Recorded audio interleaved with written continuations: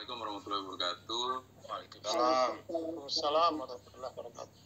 Ya, untuk mengawali FGD ini sedikit kami berikan insight ya, Bapak Ibu sekalian ya. Seperti yang disampaikan oleh Pak Sekjen tadi, bahwa hingga Juni tahun 2024 ini, Satuan Insinyur Indonesia sudah memiliki 27 badan kejuruan.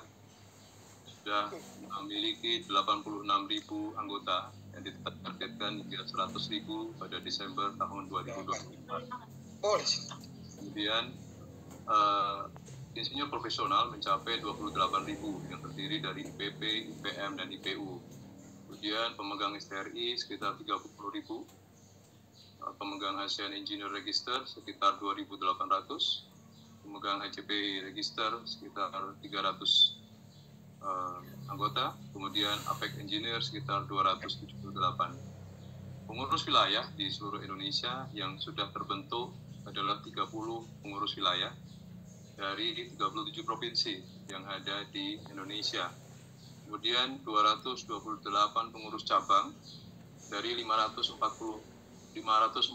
kabupaten kota di Indonesia. Jadi pengurus cabang yang ada saat ini mungkin kurang dari separuh dari kabupaten kota yang ada di Indonesia, serta 7 perwakilan luar negeri. Kemudian sedikit insight Bapak Ibu sekalian, pada rapat pimpinan nasional PI tahun 2023 yang lalu di Bali, telah disahkan peraturan organisasi PI, antara lain mengatur tentang wilayah dan cabang. PW dan PC dalam proses keanggotaan dan sertifikasi mendapatkan kontribusi dari uang pangkal, uang keanggotaan tahunan, dan sertifikasi insinyur profesional. Uang pangkal, PC mendapat 40% dari uang pangkal, PW 20% dari uang pangkal, dan pengurus pusat mendapat 40% dari uang pangkal. B.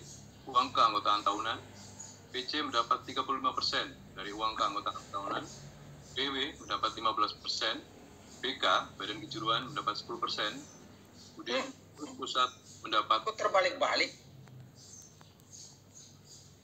Kemudian untuk sertifikasi insinyur profesional, PC mendapat 15% dari biaya sertifikasi, PW mendapat 15% juga, Badan Kejuruan mendapat 40%, dan pengurus pusat adalah mendapat 30%.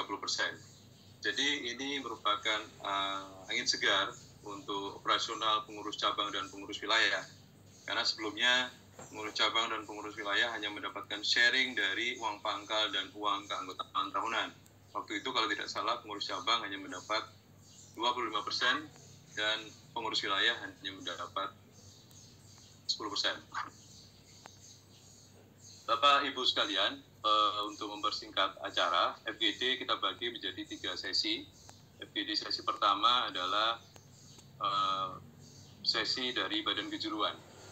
Dan kejuruan ini akan dipersilahkan ada 2 badan kejuruan yang berkenan untuk hadir pada siang hari ini, yaitu Badan Kejuruan Teknik Mesin, yaitu ketuanya secara langsung Bapak Ihsanul Kamil, dan juga Badan Kejuruan Teknik Kewilayahan dan Perkotaan yang diwakili oleh Bapak Wakil Ketua Bapak Pudu Razak.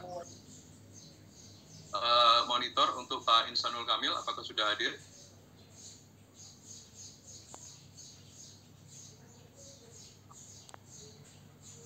Sudah, Insan?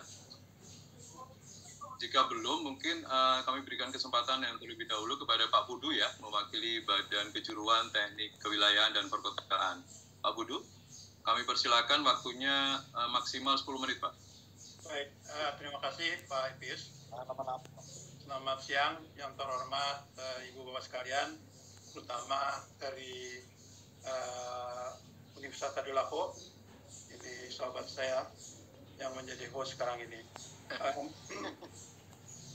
Materi saya sampaikan ke Pak Pius dan Bapak-Bapak sudah saya sampaikan melalui chatting, silakan di-download. Jadi saya tidak akan panjang lebar. Pertama, Badan Kejuruan Teknik Wilayah dan Perkotaan itu mempunyai body of knowledge yang bisa berperanan dalam peranan PI dalam pengembangan wilayah dan kota. di wilayah masing-masing, yaitu dalam bentuk output studi kelayakan, rencana dan program, rencana detail dan rencana indeks sektor, dan juga kepada manajemen, khususnya dalam pengembangan kota dan wilayah. Kemudian ada kawasan misalnya seperti superblok, kawasan fungsional, kawasan pemukiman perdagangan, kemudian infrastruktur pendukung kegiatan sosial, dan pembiayaan perumahan skala besar dan perumahan vertikal. Ya. Jadi banyak sekali yang bisa dikembangkan melalui body of knowledge ke teknik wilayah dan perkotaan. Nah, kami juga punya standar kompetensi teknik wilayah dan perkotaan. Silakan Ibu Bapak istilahnya mempelajari di dalam paparan kami. Kemudian satu hal yang penting yang kita rasakan bersama-sama yaitu adanya fenomena penting urbanisasi. Jadi urbanisasi ini sekarang sangat berkembang. Kondisi penduduk perkotaan di Indonesia sekarang sudah 51% hidup di perkotaan dan sisanya di pedesaan. Nah, ini hanya berdasarkan suatu kawasan wilayah administratif. Padahal berdasarkan kondisi yang sebenarnya tentu saja lebih besar. Karena banyak sekali desa-desa yang sudah mengkota istilahnya. Nah, kemudian Pak Budu. Ya. Izin Pak Budu. Ya, ini biar di share screen dulu Pak Budu ya. Izin. Ya, silakan Pak Pius. Pak Budu izin dijadikan co-host ya. Izin. Oke. Bisa. Saya coba share screen ya Pak. Mungkin bisa. Bapak Ibu lihat sudah kelihatan? Ya, saya sudah jadikan co-host Pak Budu. Oh ya, sebentar ini saya coba. Sudah kelihatan Bapak Ibu? Belum Pak Budu. Ini gimana caranya? Belum kelihatan Pak. Bentar saya screen dulu Pak. Ini sebetulnya kalau ingin dilihat, bisa coba singkat aja untuk Oke. Sudah kelihatan Pak? Ya. Oke. Oke ya. Ya, jadi ini judulnya adalah pengembangan PKT di wilayah cabang. Saya sebagai Wakil Ketua Bidang Kemitraan Kelembagaan. Nah, ini kira-kira ini yang hal-hal yang saya sampaikan. Tapi saya langsung saja ke nomor 4. Silakan Bapak Ibu lihat. Ini kita sudah tahu semua BK 27. Kemudian standar kompetensi ini yang tadi saya sampaikan, yaitu adanya penyelenggaraan keuangan pelaksanaan, kemudian kewilayahan perkotaan infrastruktur, kemudian penyelenggaraan pembiayaan dan yang berkelanjutan. Nah, ini adalah BOK atau Body of Knowledge dari pengelolaan wilayah perkotaan, jadi meliputi survei, investigasi, planning, desain, land acquisition, construction. Nah, ini disusun oleh Ketua BKTKP yang kedua, yaitu Dr. Ratna Widayanti pada tahun lalu ketika kami mengadakan konvensi. Dan ini juga disiplin yang terlibat di sebelah kanan Bapak bisa lihat, dan keahlian spesifik rekayasa keilmuan tata kelola pembangunan dan atau pengawasan. Ini bidang-bidangnya, dan silakan Bapak Ibu lihat sendiri. Selanjutnya juga penyuat kota baru perangan. Nah, ini yang saya sampaikan tadi mengenai urban dwelling atau fenomena penting urbanisasi. Ini kami juga kerjasama dengan IAP. Kami juga sebagai Ketua IAP, Ikatan Ahli Perencanaan untuk wilayah Banten. Nah, ini adalah besaran urban area yang ada di Indonesia. Diperkirakan 11 tahun yang akan datang 70% kita akan hidup di perkotaan. Saat ini adalah 58%. Nah, ini salah satu contoh yang Ibu Bapak bisa lakukan inovasi dalam menghadapi urbanisasi. Ini saya ambil di misalnya di IKN, tapi ini saya ambil adalah Metropolitan Rebana atau di Cirebon. Kebetulan beliau juga adalah anggota kami di BKTKP dan satu orang wagub.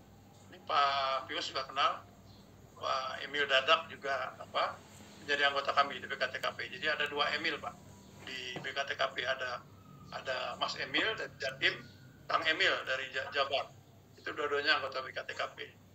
Nah, jadi ini dicontohkan bagaimana kita bisa kembangkan, misalnya kawasan kota baru di masing-masing provinsi. Ini ada kita coba di sini bisa terlibat dengan Rebana itu ada sekitar 140 young engineers atau young planners yang kita libatkan. Jadi Ibu Bapak bisa memberikan kesempatan terutama kepada postgraduate untuk ikut dalam kegiatan semacam ini. Dan ini adalah hal-hal yang bisa kita lihatkan secara terapan berdasarkan body of knowledge yang sudah kita tahu. Misalnya kita mencoba mengintegrasikan dari segi pelabuhan sebagai simpul. Kemudian kita juga bisa melakukan optimisasi tata ruang. Nomor 22 Pak ya? Jadi tata ruang itu berjenjang Pak, dari RT RWN, Bapak 703 ya? wilayah, Ini juga kabupaten kota, sampai nama detail. Bapak lantai 7 703 wifi-nya nih Pak. Kami juga terlibat dalam penyusunan Untuk di kamar kita menyediakan mineral water undang IKN, center yang di koridor. BP-nya, dan juga kebetulan yang menjadi menteri adalah anggota JAP, Pak Soeharto Monarva, dan beliau menugaskan kepada BKTKP, PI sebetulnya, dan BKTKP dalam hal ini yang mengerjakan pengembangan 40 kota di Indonesia. Kebetulan di tempat di Sulteng itu kami mengembangkan kawasan industri strategis untuk di nikel. Nah, ini adalah inovasi tata kelola, jadi kelembagaan metropolitan sebagai satuan ekonomi. Nah, ini ada intervensi melalui kebijakan strategis. Kami mencoba merumuskan namanya Rebana Livability 5.0. Yang ini akan selesai dalam tempo 10 tahun, 2035, di mana sesuai dengan misi Presiden saat ini, Indonesia sentris, kemudian skema pembiayaan, kebijakan yang lebih baik, memperdayakan sistem dan kota-kota. Kemudian ada SDGs, kami juga sedang menyusun buku mengenai SDGs. Kemudian ada teknologi baru, dan Smart City, ini juga dikembangkan di Nusantara. Kemudian ada industri pembangunan ekonomi yang berkelanjutan. Selanjutnya adalah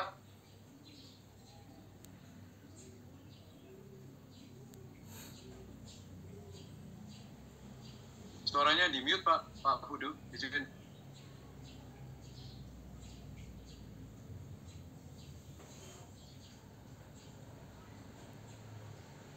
Oke, kedengaran suaranya Pak? Ya, gitu Pak. Oke. Jadi mohon maaf tadi. Jadi saya buka ini aja ke tadi yang slide nomor 19. Jadi silakan Ibu Bapak lihat ini adanya urbanisasi yang saya sampaikan. Nah, ini adalah beberapa kegiatan yang kami sudah lakukan sampai dengan akhir tahun lalu. Kami mengadakan MUK, Majelis Kompetensi, ini yang hadir. Kemudian kami juga melakukan kerjasama dengan IT khusus mengenai PSPPI dalam bidang BKTKP. Jadi kalau Bapak Ibu ambil PSPPI di IT, itu ada khusus mengenai BKTKP. Jadi kami menandatangani dengan rektornya, Dr. Marsan. Kemudian kami juga kerjasama dengan dengan pemerintah Provinsi DKI. Kemudian juga kami juga ke Jawa Timur waktu itu dengan Pak Emil.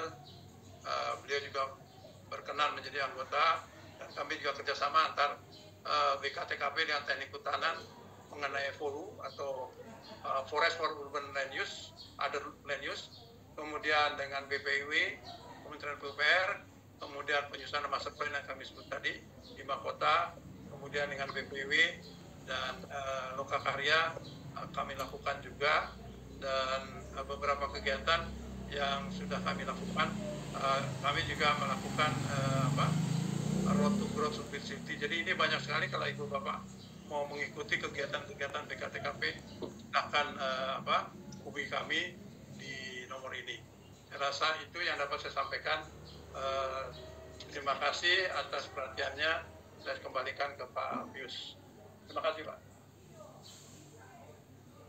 Ya, terima kasih Pak Pudu atas waktunya. Ya, kesempatan berikutnya yang kedua, kami berikan kesempatan kepada Bapak Ketua BK Badan Kejuruan Teknik Mesin, Bapak Insanul Kamil, sedikit menyampaikan CV beliau Beliau saat ini adalah Wakil Ketua Kamar Dagang dan Industri Kadin Indonesia, bidang pekerjaan umum dan perumahan rakyat infrastruktur sejak tahun 2021. Kemudian beliau juga menjadi tim nasional peningkatan penggunaan produksi dalam negeri P3DN dari Kementerian Koordinator Bidang Maritim Republik Indonesia, Ketua Dewan Pengurus Nasional Perkumpulan Pemangku Kepentingan Jasa Penunjang Ketenagalistrikan PPKJK, dan beberapa jabatan lainnya. Untuk mempersingkat waktu, kepada Huda Ihsanul Kamil dipersilakan 10 menit.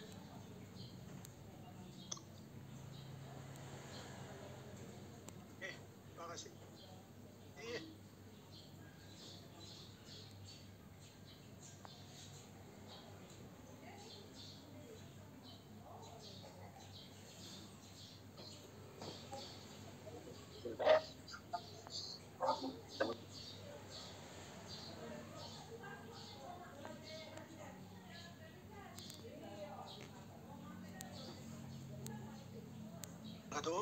Pak Pius, terima kasih Pak Pius atas kesempatan. Waalaikumsalam warahmatullahi wabarakatuh.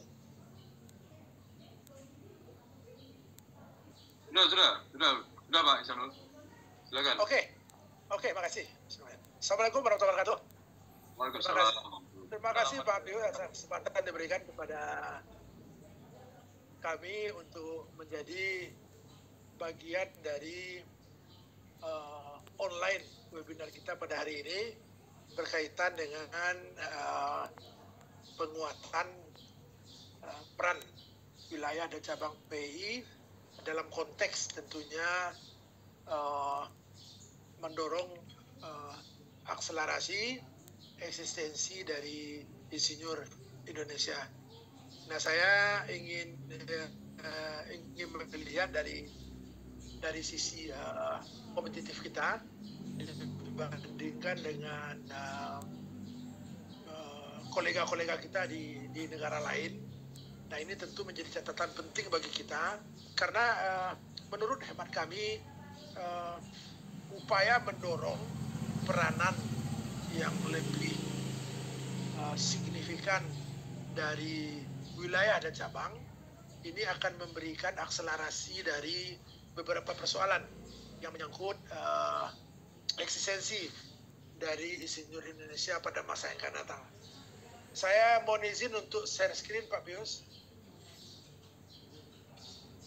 Silakan Pak. Saya mohon izin share screen dulu.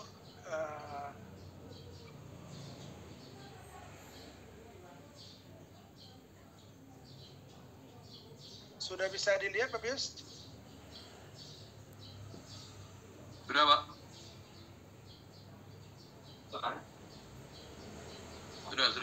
Sudah bisa dilihat Bapak? Sudah Pak ya?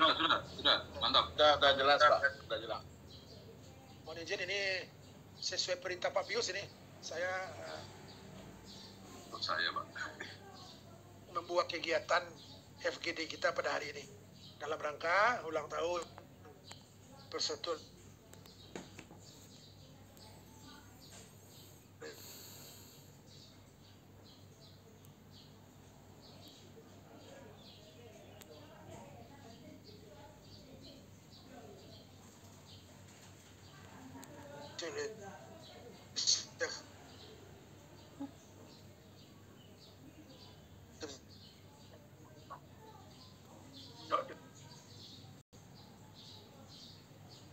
di atas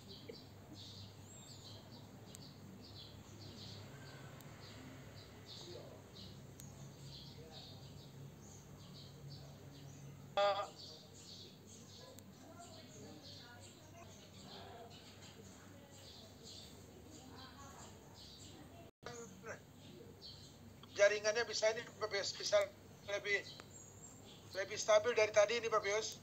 Siap. Oke, saya ganti. Pasti bisa. Saya ganti jaringan WiFi. Nah, saya ingin mulai dari posisi kita, posisi keinsinyuran Indonesia dalam konteks kedunia. Indeks. Secara indeks engineering di dunia, kita berada pada ranking 7. Nah, kita berada di dan Myanmar, tapi di sisi lain negara di satu kawasan dengan kita, Thailand, Filipina, Vietnam, Malaysia, Singapura itu berada jauh di atas kita.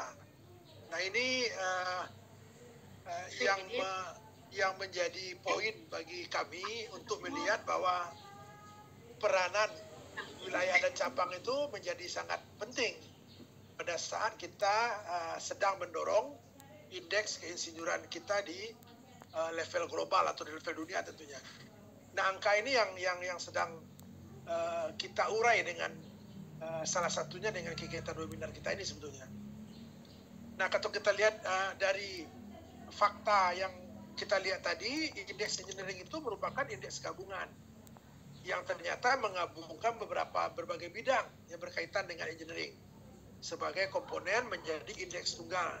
Dan nilai indeksnya ini dapat kita bandingkan di setiap negara yang seperti kita bisa lihat tadi. Nah, kita bisa lihat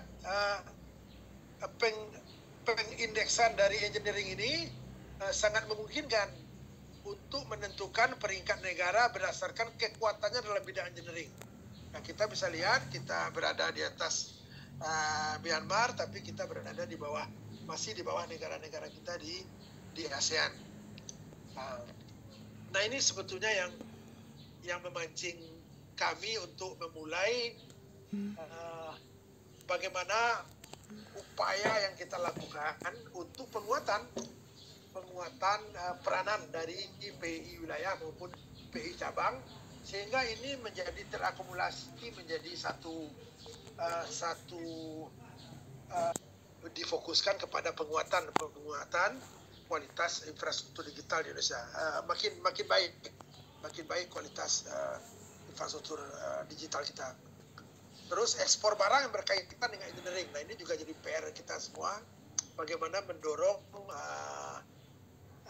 inovasi sehingga ekspor barang yang bukan barang alam, tapi barang-barang berkaitan dengan engineering itu bisa didorong lebih kuat. Nah, salah satu instrumen pendorong itu memang dengan melakukan penguatan kapasitas kelembagaan PI di wilayah maupun di cabang kota. Karena aktivitas industri dan aktivitas bisnis tentu terjadi di wilayah dari Republik Indonesia kita.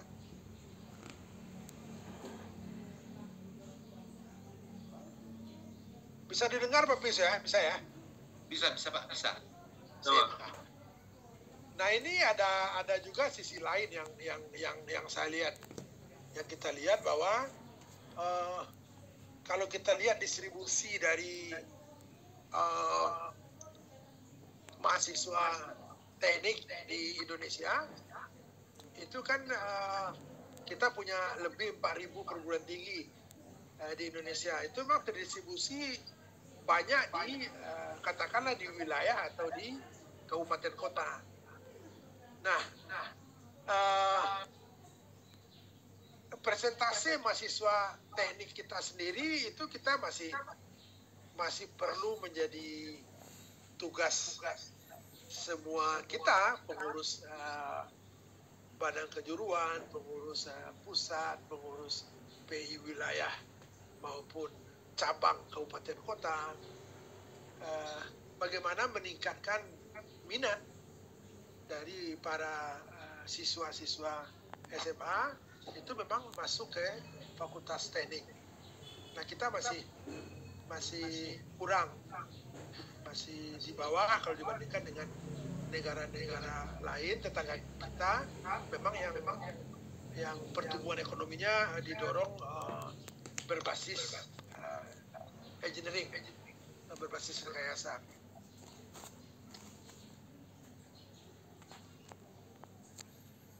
Nah, ini kita lihat juga perbandingan step. Ini juga penting menurut kami. Kita bisa lihat fakta yang terjadi, negara-negara dengan persentase lulusan sains, engineering, matematik, sains, teknologi, engineering, matematik. Nah, kita bisa lihat kita berada di kisaran angka 20%. Nah, ini juga dasar bagi kita untuk memperkuat eksistensi dari PI wilayah dan cabang. Nah, karena kita Universitas Tadulako sekarang ya itu berada tidak di ibu kota, tapi berada di provinsi yang di luar ibu kota kita. Banyak universitas lain juga ada, UNAS, Tadulako, ada universitas di Papua, ada universitas juga di Bali, di Nusa Tenggara. Ya, bagaimana peranan PI di wilayah dan cabang yang memiliki perguruan tinggi yang berbasis STEM itu mendorong angka ini menjadi lebih baik. Nah, kami melihat bahwa upaya ini bisa dilakukan dengan salah satunya melakukan penguatan dari keberpihakan maupun peningkatan peran dari cabang dan wilayah, sehingga ini mendorong lulusan sarjana dalam bidang teknik ini bisa meningkat dengan signifikan. Karena ternyata negara-negara maju salah satu indikatornya adalah jumlah lulusan yang berbasis mahasiswa fakultas teknik. Nah, ini kita lihat juga gimana presentasi mahasiswa teknik di negara G20. Nah, kita bisa lihat juga dibandingkan G20 kita mau OECD ini, jadi Indonesia sedang memfinalisasi proposal menjadi negara OECD. Nah, itu tentu salah satu yang beririsan dengan kita bagaimana mendorong presentasi mahasiswa teknik di perguruan tinggi kita. Nah, ini juga tidak terlepas dari peranan dari PI wilayah dan PI cabang maupun kota dan kabupaten. Pak Pius, saya rasa itu poin-poin penting yang kami coba ambil dari sisi lain, karena kami yakin undang-undang sudah dibicarakan dengan sangat detail dan oleh teman-teman yang lain. Bagaimana Undang-Undang 11 2014 tentang keinsinyuran mengatur tata kelola organisasi PI, tapi yang tadi kami melihat dari sudut pandang lain bahwa penguatan kelembagaan maupun tata kelola maupun peranan dari PI cabang wilayah itu juga tidak terlepas dari posisi Indonesia hari ini dibandingkan dengan kolega-kolega kita insinyur di negara lain.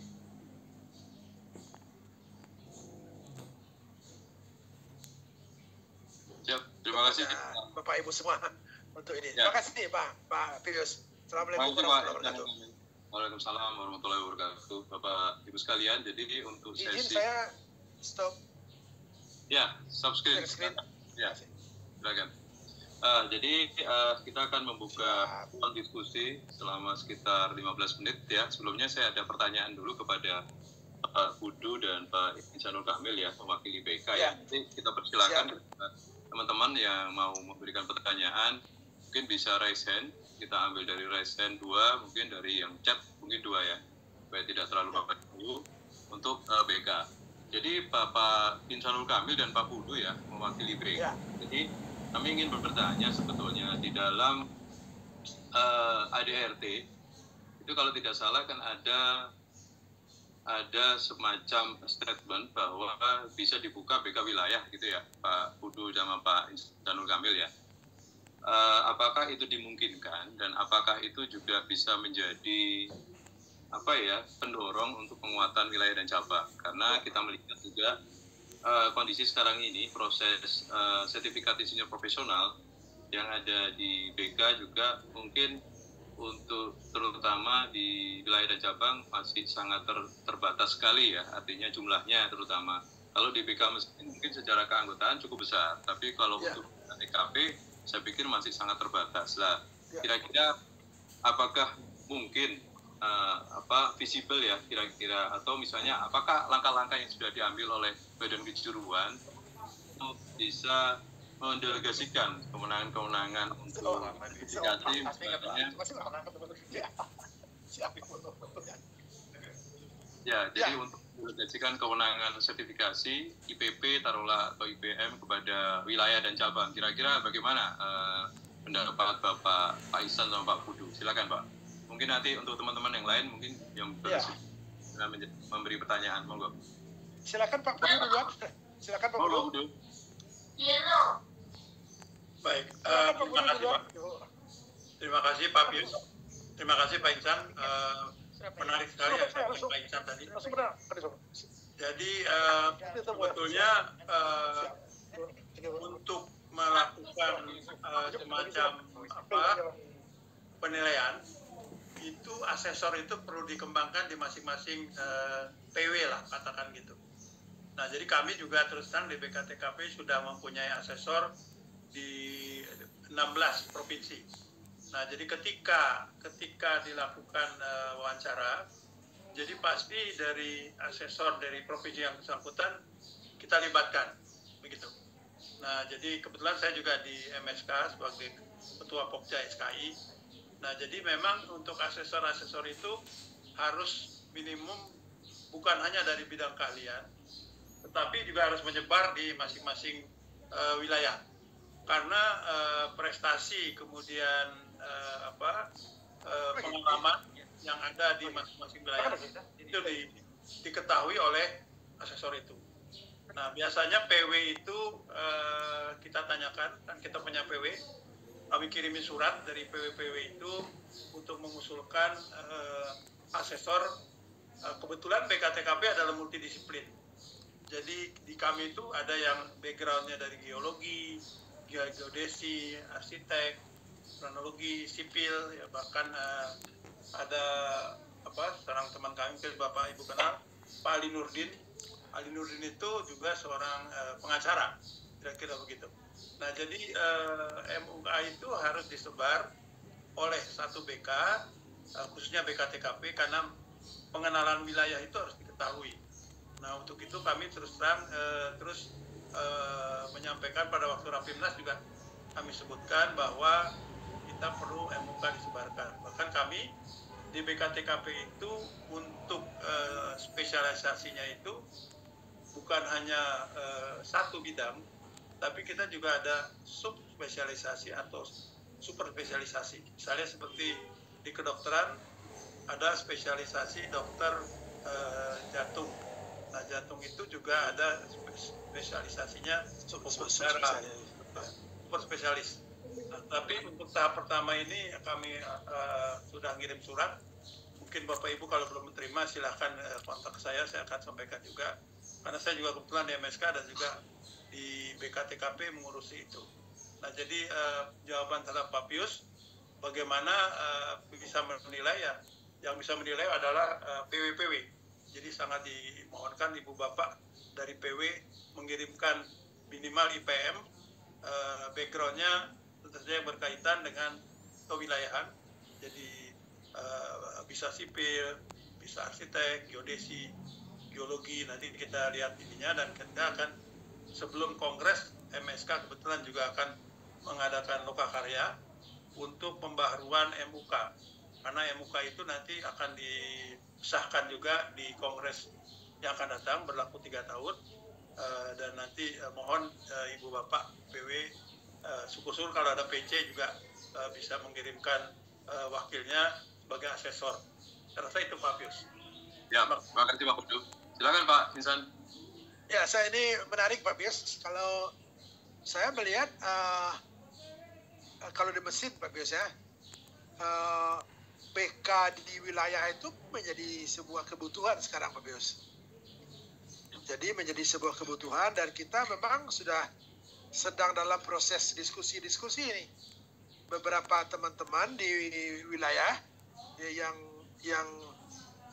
mengajukan permohonan untuk dapat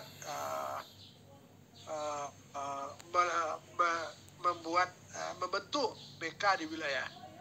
Jadi saya rasa sangat positif Pak Bius apa yang ada di ketentuan yang kita pegang sekarang, bahwa BK itu dapat dibentuk di wilayah, dan BK Mesin sedang mendiskusikan untuk pembentukan BK di wilayah yang dianggap eksistensi BK dan wilayah akan lebih terdorong dalam proses-proses percepatan maupun eksistensi insinyur di wilayah. Karena kami yakin bahwa teman-teman di wilayah itu juga punya basis usaha dan basis aktivitas yang memang sangat dekat dengan dunia keinsinyuran, dan untuk ke pusat atau ke Jakarta itu kan ada persoalan waktu di situ Pak Pius. Jadi BK Mesin sedang mendiskusikan untuk membuka BK di wilayah atau di provinsi Pak Pius untuk mendorong aktivitas-aktivitas PI di wilayah. Betul, siap Pak Insan. Jadi ini perlu ditangkap oleh wilayah-wilayah ya. Untuk berikutnya mungkin kami berikan kesempatan kepada ketua-ketua wilayah yang lain. Ini Pak Amar untuk tanya mungkin. Pak Amar.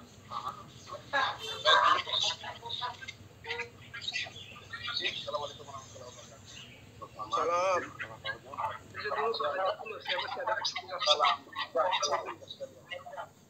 Terima kasih.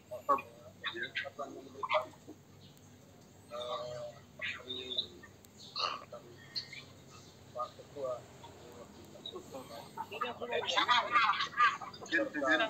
Siapa ya? Pak Amar. Ya, siap. Kedengaran ya? Lanjut dulu Pak Pius, saya masih ada kegiatan. Oh, siap. Kedengaran. Siap. Ya, Pak Amar. Ini Pak Hussein. Ketua Bali mungkin izin kita berikan kesempatan kepada Kedengaran tadi saya. Kedengaran tadi. Ya, halo. Iya Pak, kita bisa dengar Pak, bisa dengar. Terdengar Pak? Iya, bentar. Ya. Siap. Mungkin Ketua PW yang ingin bertanya dulu, monggo Ya. dipersilakan.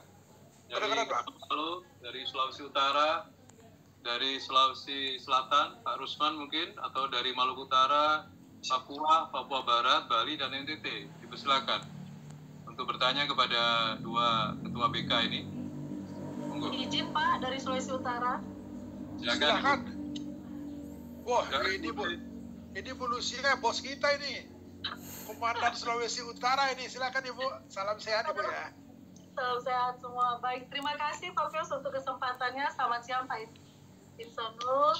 Kawan saya juga nih. Baik. Siap Bu. Saya hanya ingin bertanya, tadi kan di presentasi yang Bapak sampaikan berkaitan dengan indikator indeks engineering yang tadi Bapak tampilkan di itu. Nah, saya ingin bertanya bagaimana caranya kita ya untuk bisa mengimplementasi itu, mengingat bahwa kita juga punya undang-undang keinsinyuran Pak. Undang-undang keinsinyuran tahun 2014. Nah, ada beberapa hal yang mungkin menurut saya, mohon dikoreksi, izin apabila salah, implementasinya itu di lapangan ya, itu masih agak kurang gitu Pak, mohon izin, maaf kalau memang saya salah, karena begini, kebetulan saya juga koprodi untuk PPI, program profesi.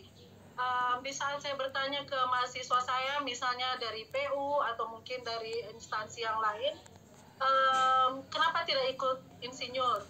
Mereka pasti akan bertanya, karena undang-undangnya itu masih ada undang-undang yang lain yang lebih mereka anggap lebih penting daripada undang-undang keinsinyuran.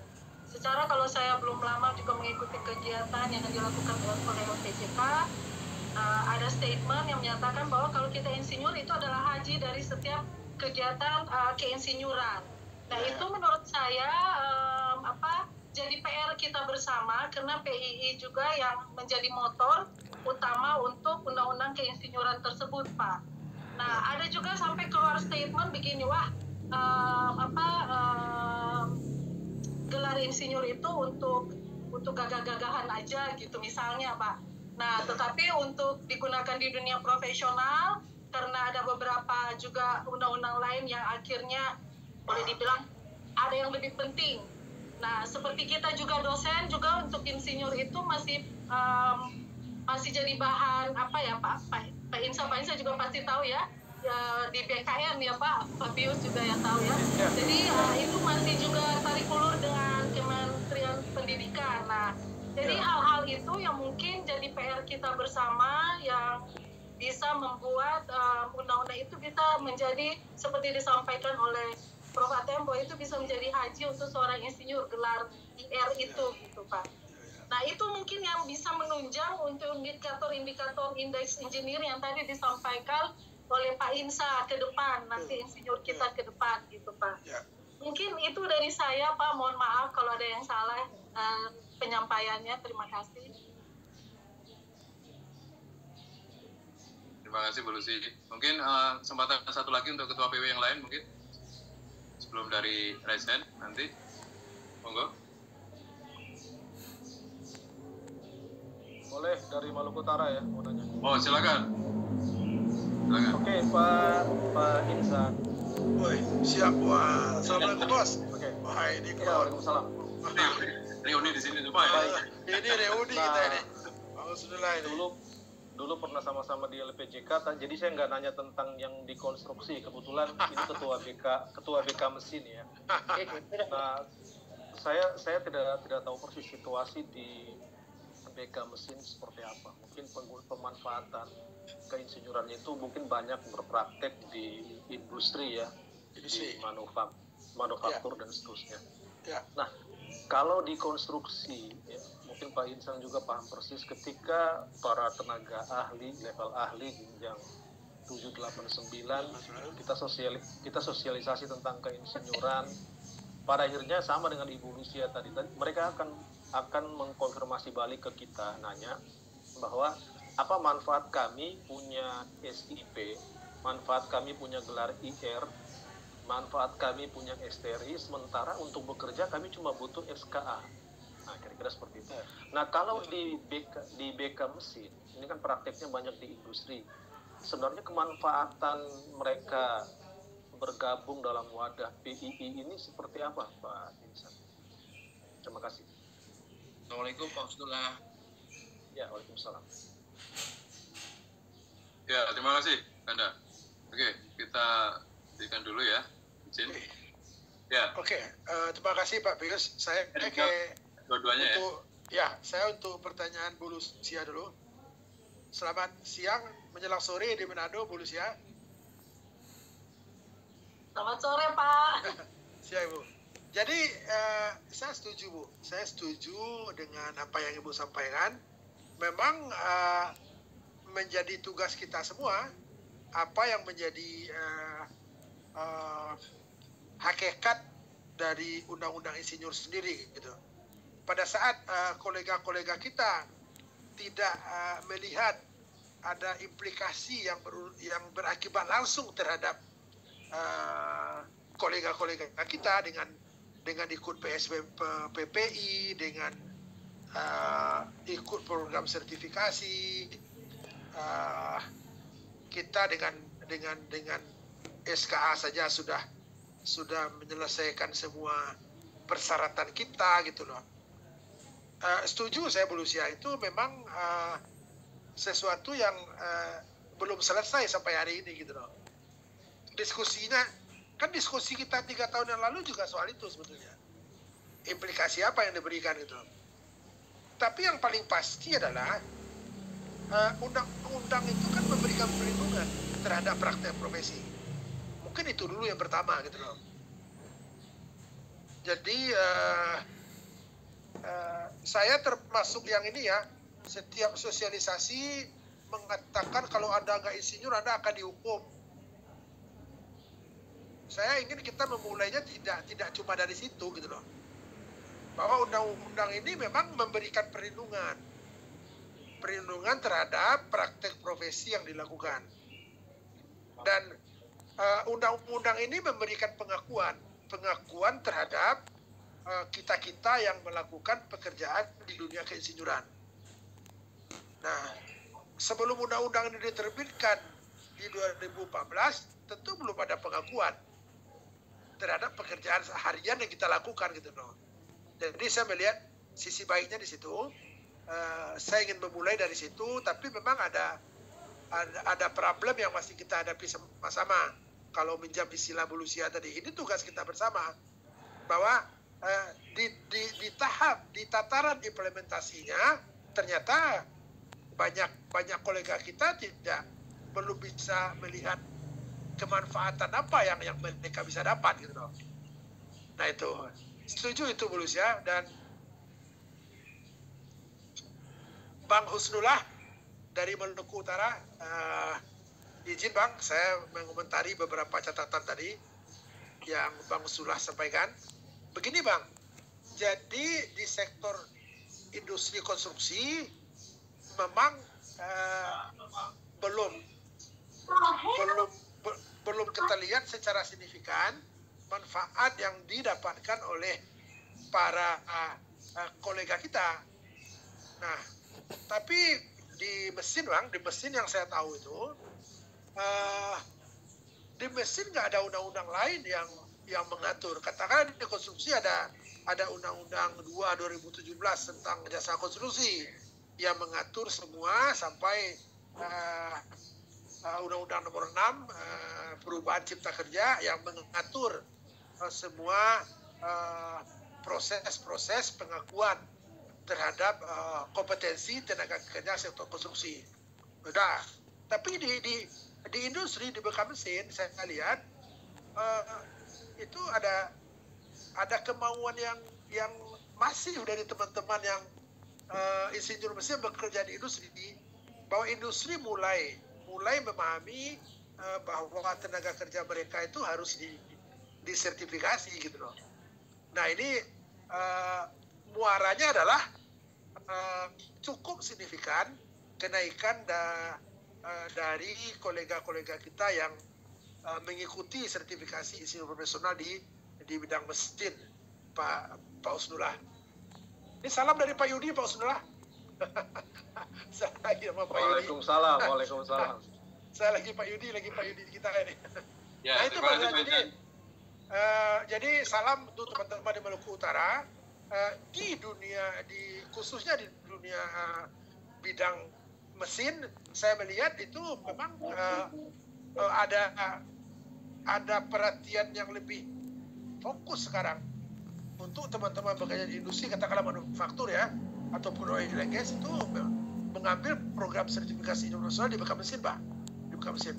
Karena tidak seperti di area Pak Husnullah yang ada SKK konstruksi dan lain-lain gitu loh. Itu yang dapat saya sampaikan, Ibu Lucia di Manado dan juga Pak Husnullah di Maluku Utara. Itu Pak. Makasih Pak Bios. Ya, terima kasih Kak Ancan. Mungkin Pak Hudu Ya. ada respon terkait pertanyaan tadi. Jadi kalau saya sih melihatnya bukan dari supply driven ya, tapi dari demand driven. Jadi kita tidak hanya menuntut, tetapi kita meng-create suatu bidang pekerjaan. Dari bidang pekerjaan itu kita persyaratkan, kalau Anda mau ikut di dalam kegiatan ini, Anda harus punya STRI. Nah, bahkan kami juga sudah mencoba mengembangkan spesialis 1, spesialis 2. Jadi misalnya tadi saya contohkan di Rebana. Rebana itu kita membutuhkan 400 insinyur muda. Nah, di situ kita bisa mengembangkan, menyantumkan dalam dokumen tendernya bahwa dia harus mempunyai STRI. Kira-kira gitu, minimal IPP lah kalau yang muda, kemudian IPM. Jadi bukan dibalik, bukan kita nuntut. Jadi harus ada wakil ketua di BK yang mengurusi untuk pembukaan lapangan kerja dalam tanda kutip untuk memberikan demand driven. Kemudian juga ada supply driven yang tadi kita singgung mengenai MUK, dan satu lagi ada untuk PSPPI. Nah, jadi ini harus bekerja sama. Yang satu menciptakan insinyur-insinyur baru, misalnya Bulusia. Bulusia itu kan ada pariwisata, Bu ya, dan itu perlu. Nah, jadi kita perlu menjalin kerjasama pertama dengan Pemda. Jadi pertama kami ke DKI. Nah, kemudian kita buka beberapa kawasan umum. Nah, itu kita perlu sekitar 10 orang. Kemudian di DKI itu kami juga sudah di Kecamatan Setiabudi dan wilayah Jakarta Selatan, satu camat, satu kelurahan itu harus ada namanya penilik ke kelurahan. Itu adalah melihat perkembangan tata ruang yang terjadi, rumah kumuh atau apa. Nah, itu jadi kita mengkreat itu. Jadi misalnya untuk sampah macam-macam lah kira-kira gitu. Jadi kalau saya pikir jangan kita hanya mensyaratkan, tapi kita memberi jalan bahwa ini yuk dibutuhkan, tapi dengan syarat yuk harus punya SRI. Terima kasih, Pak. Ya, terima kasih Pak Budu. Boleh saya komentari langsung yang dari Pak Budu? Oh, silakan Pak, bismillah. Karena ini mumpul semua nih. Ya, mumpul semua, dan diskusi serius seperti ini jarang-jarang terjadi. Pak Budu setuju ya, kita nggak perlu jangan terlalu fokus di supply driven tapi di demand driven. Cuma masalahnya sekarang seperti ini, Pak. BK kita ada 28 ya kalau nggak salah ya. Ya. Saya nggak tahu peta situasinya seperti apa. Dan kalau kita bicara di undang-undang, itu kan ada insinyur yang berpraktek keinsinyuran dan ada pengguna, pemanfaat kan. Nah, pertanyaannya sekarang penggunanya ini kan beragam. Nah, kalau kita lihat dari presentasi dari Pak Insan, kemudian komentar dari Rusia, bahwa bolehlah sekarang kita punya 80.000 anggota. Tapi siapa yang berani mengklaim bahwa dari 80.000 ini yang mandatori itu berapa persen dan yang voluntary itu berapa persen? Saya yakin yang voluntary itu, yang sukarela itu yang lebih banyak gitu. Lebih banyak karena mungkin pertimbangannya satu, gagah karena gelarnya tambah banyak, di depan ada IR, di belakang sampai di ACPE dan APK yang segala macam gitu kan. Tapi yang benar-benar dalam konteks demand driven ini seperti apa? Apakah harus dipaksa dengan regulasi lagi? Kalau dipaksa dengan regulasi kan berarti harus banyak ini, karena BK-nya aja ada 28. Sementara atmosfer dari masing-masing pemanfaat keinsinyuran ini kan beda-beda, di sektor konstruksi beda, di mesin beda, industri beda, apalagi yang teknik kewilayahan. Ada satu kasus ya, kebetulan wakil ketua saya itu di provinsi, di wilayah itu BK teknik kewilayahan. Dia bergabung ke PII itu karena mau seluruhnya tambah gelar depan IR ya. Ngambil di mana sih? Ikut ngambil. Di belakang nambah lagi IPM, ASEANIC, ikut lagi ngambil. Jadi lebih sukarela gitu. Tapi kemudian itu digunakan sampai kemana itu nggak ketahuan sampai sekarang gitu. Kira-kira seperti itu Pak Budu. Baik, saya coba jawab langsung. Setiap anggota PI paling tidak punya 2 identitas, Pak. Itu mesti. Satu, dia jadi anggota BK pasti, dan kedua domisili. Ya Pak ya, kan kita punya digit BK dan digit domisili. Nah, jadi data ini saya akan sampaikan juga, database kita itu perlu sekali. Jadi kita bisa superimpose atau overlay kira-kira peta keahlian, katakan itu. Ada di satu wilayah itu keahliannya apa saja, kira-kira gitu. Nah, dari situlah kita tahu itu supply driven-nya. Nah, kemudian kita meng-create demand driven-nya. Misalnya di situ banyak sarjana teknik nuklir misalnya gitu ya. Nah, kita bisa kerjasama dengan IT, Serpong. Karena di situ kan ada BRIN, ada perusahaan pengembangan Puspitek ya. Nah, semacam itu. Jadi database itu sangat penting. Silakan Ibu Bapak mendownload datanya dan di PW masing-masing. Sehingga peta konfigurasi BK ada, kita harus punya itu Pak.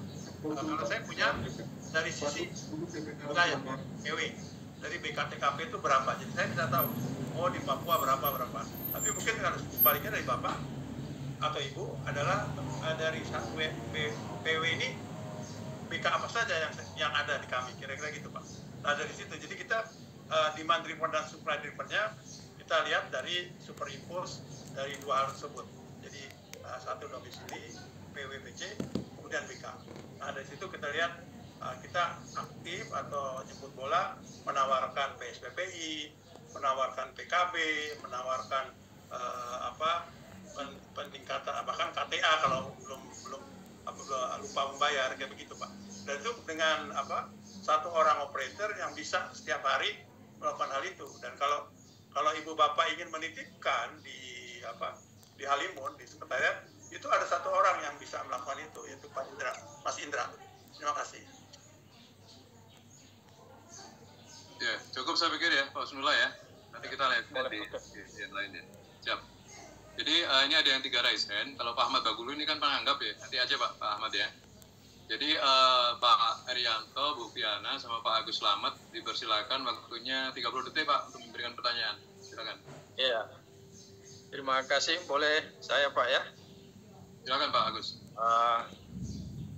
Disebutkan lupa dan asalnya Pak. Ya, saya dari Gorontalo Pak. Saya Ketua Bidang Advokasi untuk Kota Gorontalo, PC Kota Gorontalo Pak.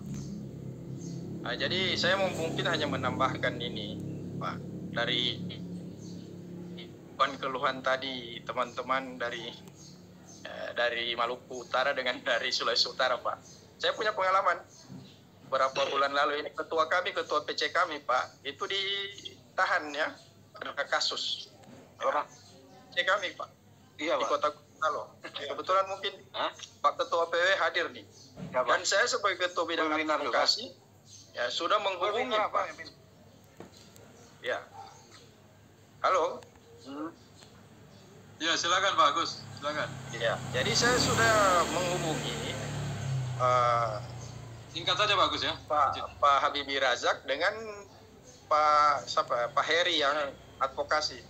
Tetapi mereka juga nggak bisa ngapa-ngapain nih Pak. Nah ini saya tambahkan Pak, kira-kira manfaat kita untuk itu saya tambahkan manfaat untuk kita gabung di sini ini apa lagi selain tambahan keluhan dari teman-teman lain tadi Pak. Ini tolong disampaikan kepada pengurus pusat Pak. Ya, ini ucapan belasungkawa saja nggak ada Pak dari pengurus pusat untuk ketua PC yang kan ini belum inkrah, belum ada putusan, belum di orang ditahan kan belum pasti dia bersalah. Nah ini yang kami tuntut Pak sebenarnya. Apa gunanya kita di organisasi seperti begini? Iya kan? Itu aja Pak. Terima kasih. Ya silakan. Mungkin berikutnya Bu Fiana ya. Silakan Bu Fiana. Bu Fiana. Siap Pak. Ya, 30 detik Bu ya. Ya. Selamat siang Pak, Bapak-Bapak Ibu-Ibu. Saya dari Fiana dari Maluku. Kebenaran saya juga asesor untuk BKTI Pak. Nah, yang ingin saya tanyakan, saya asesor dari daerah, tapi sebenarnya BK aja wilayah PII wilayah itu di Maluku sama sekali belum ada Pak. Maluku wilayah cabang itu nggak ada sama sekali, dan ini udah 2 kali kongres pun saya sudah saya datang, tapi bukan sebagai perwakilan dari wilayah maupun dari cabang, tapi saya kebetulan dari BK waktu itu mewakili BK, dan itu udah diperjuangkan Pak. Tapi sepertinya saya lihat dari pengurus pusat itu nggak ada sama sekali niatnya kayak gitu ke kita gitu loh, untuk bisa dibangun, untuk dibentuk itu. Kita nggak mungkin bergerak sendiri Pak, kita butuh bantuan dari pusat gitu loh. Dan ini udah 8 tahun setiap kongres, 2 kali kongres saya hadir, dan ini tahun ketiga mungkin saya akan hadir juga mungkin. Tapi hanya sebagai perwakilan dari BKTI, karena saya asesor dari BKTI pusat, jadi saya terpaksa ini. Saya berulang-ulang mengakses orang yang mau sertifikasi IPM, IPU seluruh Indonesia untuk BKTI, tapi PI di wilayah dan ini sendiri nggak bisa. Nah kebetulan tadi saya lihat ada informasinya di PI, grup PI, makanya saya langsung join, karena saya merasa kami di Maluku udah bertahun-tahun itu nggak ada wilayahnya, nggak ada organisasi yang membawahi PI wilayah maupun cabang kami, gitu Pak. Terima kasih. Ya, paham Bu Fiana. Ya, paham. Ya. Untuk Pak Eri mungkin, silakan Pak Erianto. Terima kasih atas kesempatan. Assalamualaikum warahmatullahi wabarakatuh. Saya dari PC Bonebolango. Videonya Pak, mungkin bisa dinyalain Pak Heri. Ya,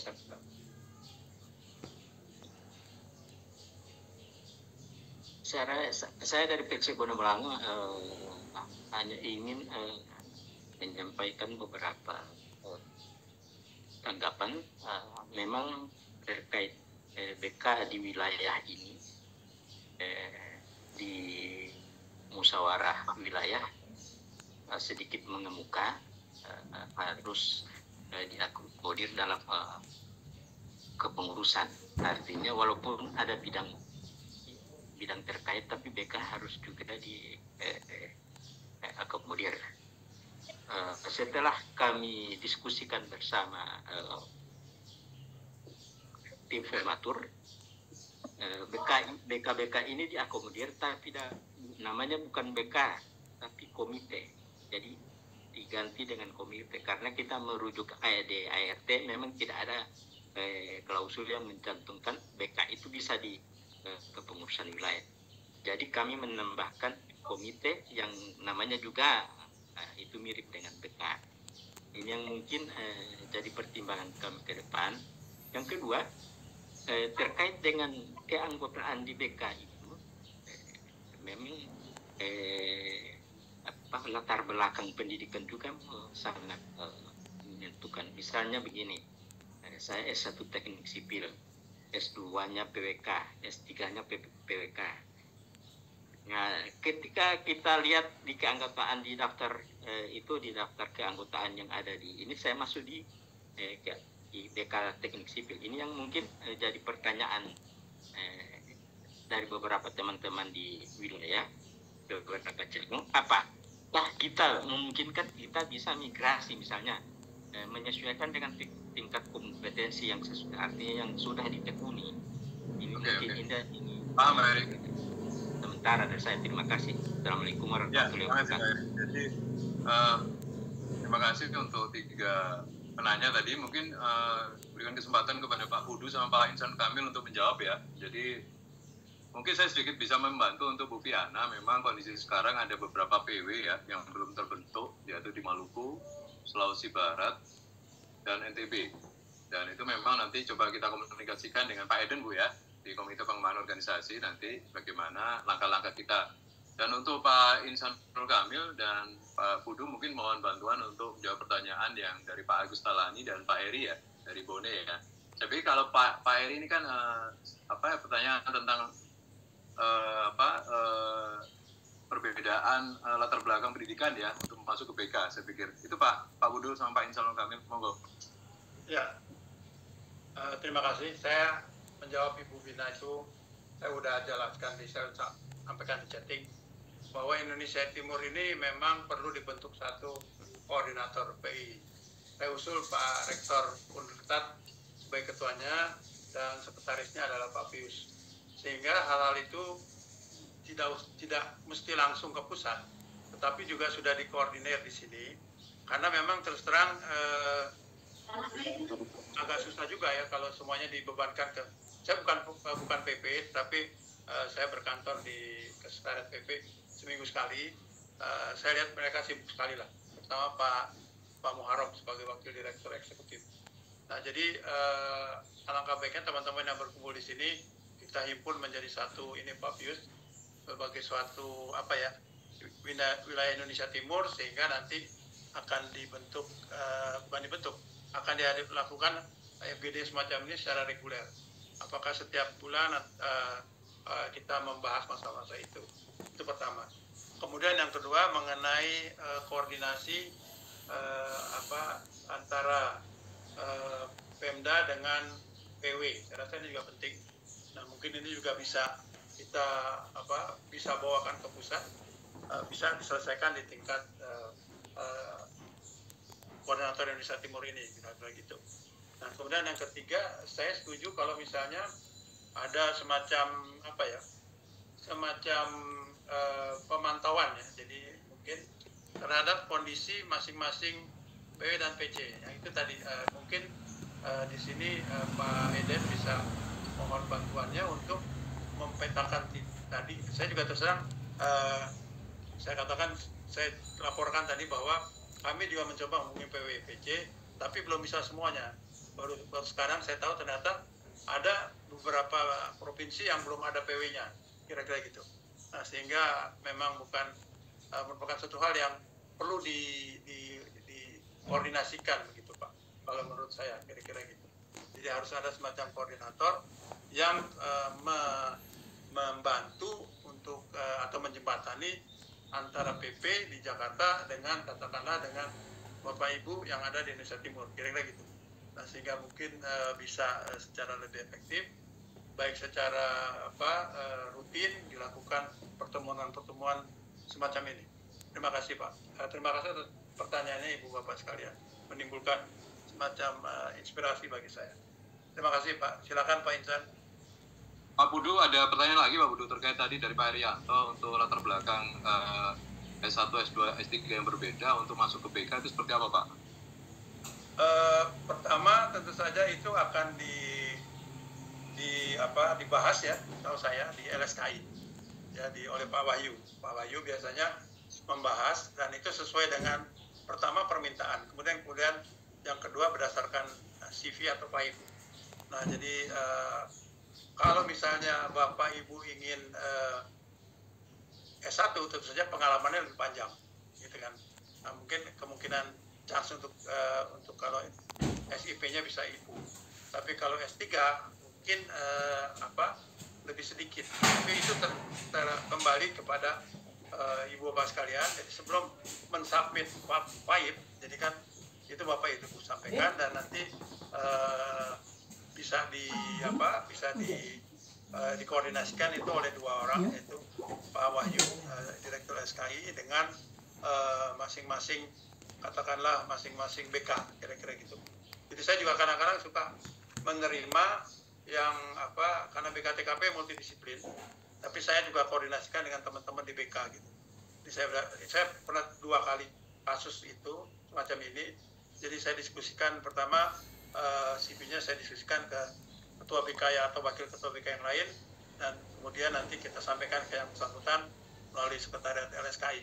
Kira-kira gitu Pak. Jadi kalau Bapak Ibu ingin mengetahui daftar ketua BK kan bisa lihat di website kita.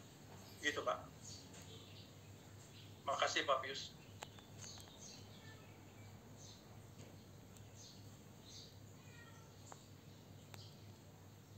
Silakan Pak Insan.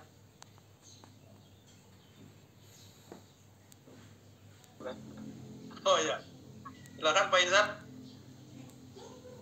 Oke, Pak Pius belum ada. Silakan. Yang bertanya lagi tadi? Merespon. Sambil ini saya ingin sharing sama Ibu Viana ya. Boleh Ibu Viana? Ya. Kebetulan kan saat ini penjabat gubernur Maluku itu kan insinyur dan di belakangnya itu ada IPU kan. Ya seharusnya tahun ini peluang paling besar untuk mengembangkan secara masif cabang dan wilayah di Provinsi Maluku kayaknya Ibu Viana. Ya, nanti Bu Viana, saya di Ketua Bidang Organisasi, saya pikir apa yang disampaikan Bu Viana akan kami tindak lanjuti. Apalagi dari Pak Husnul tadi ada informasi yang menarik, saya pikir kita perlu segera membentuk PW-PW kalau memang punya potensi sumber daya manusia yang memadai di wilayah masing-masing. Jadi begitu, karena Pak Pius penjabat gubernurnya IPU. Mumpung masih menjabat, tidak tahu sampai kapan ini. Kalau ikut jadwal ya Oktober tuntas. Kalau dia diperpanjang bisa sampai bulan Maret pelantikan gubernur yang baru. Tapi waktu yang singkat ini bisa kita manfaatkan. Masukan Bu juga masih FGD ini akan kita rangkum dan kami akan bawa itu di rapat bidang organisasi untuk segera ditindaklanjuti ya. Kira-kira sudah ada banyak pengurus ya banyak insinyur kan di Maluku. Siap. Kalau sudah banyak ya, saya kira sudah. Jadi emang sedikit ceritanya, memang PI udah pernah berikan semacam SK begitu untuk kita bentuk, dan saya memang yang menginisiasi itu, tapi memang memang hambatannya itu memang karena kita selain wilayah kepulauan agak sulit juga ke Sabang. Tapi sebenarnya saya butuh sebenarnya ada ini dari pusat, ada pendampingan dari pusat untuk proses-proses ini, Pak. Mengingat begini loh, kita kan yang anggota di sini yang untuk khususnya dosen itu kan tiap bulan bayar iuran dan sebagainya, dan itu sama sekali tidak ada untuk daerah. Sementara untuk pelaksanaan sidang dan segalanya harus dari pribadi gitu loh. Kan itu agak berat buat kami, Pak. Sebenarnya jujur. Ya. Jadi itu mungkin yang saya pengen. Oke. Nah, kok aspirasi sudah saya dengar, saya sudah catat ya. Ya, oke, ini penting. Oke, mungkin karena Pak Pius nggak ada, saya ambil alih sebentar sebagai moderator. Pak, kita masuk pertanyaan sudah selesai ya? Tidak ada yang lagi yang tanya? Iya. Ya, Pak Pius, ambil langsung. Silakan kembalikan ke Pak Pius. Ya, izin Pak Daniel, iya. Ya, Pak Insanul tadi untuk pertanyaan yang advokasi apa sudah dijawab ya? Izin, Pak Insanul. Belum dijawab. Nah, itu perlu dijawab. Mohon izin bimbingannya Pak Insanul ini terkait dengan Pak Agus Talani dari PC Gorontalo ya, Pak Insanul Kamil. Mungkin perlu ada insight dari Pak Insanul. Pak Insanul masih ada ya? Sedang di Singapura ya? Ya, Pak. Oke. Coba mungkin ya, izin. Atau Pak Aiden mungkin monitor Pak Ketua, izin. Pak Ketua masih ada nggak? Pak Aiden, izin. Atau Pak Pius kita catat ya Pak Pius, nanti dijawab dia. Iya, oke. Karena nanti itu Pak. Biar direspon oleh pertanyaan nanti coba kita catat ya, nanti kita. Ya. Betul. Nanti kepada bidang hukum advokasi dari ya. Jadi Bapak sekalian, kita menginjak ke sesi kedua. Nanti sesi kedua akan dipandu oleh rekan kami dari Komite Pengembangan Organisasi, yaitu Pak Daniel Rohi dan Pak Wayan Parwata. Jadi nanti secara series akan menyampaikan paparannya tentang kondisi pengembangan wilayah di masing-masing wilayah, yaitu ketua-ketua wilayah ya. Dan nanti mungkin akan dipandu, monggo dipersilakan oleh Pak Daniel Rohi dan Pak Wayan Parwata. Nanti untuk CV-nya nanti saya bacakan Pak Daniel Rohi. Izin dipandu dulu. Oke, terima kasih Pak Pius.